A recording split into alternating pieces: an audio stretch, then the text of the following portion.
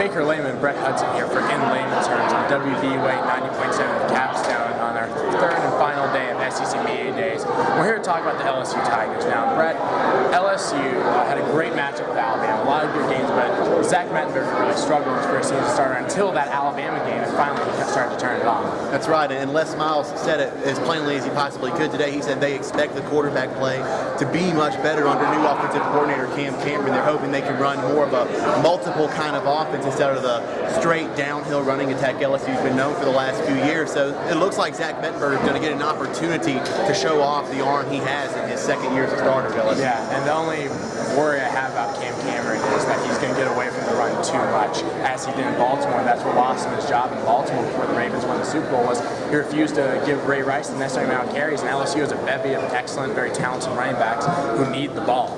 And I think that's how LSU is going to win, not getting away too far away from their system, which is running the ball up the middle. And I think they have a great, even without Jeremy Hill, they have a great core of running backs. Yeah, and they do. I mean, Alfred Blue was on the third team All-SEC, voted by the media. We'll talk about that later on here on In Layman's Terms. But to get back to the running back core at LSU, it's stout. It's always been stout since Les Miles has been there. And they've got a chance to be one of the more balanced offenses in the SEC West. Absolutely, and their defense replacing a lot of stars. But you know, LSU, they generally reload instead of rebuild.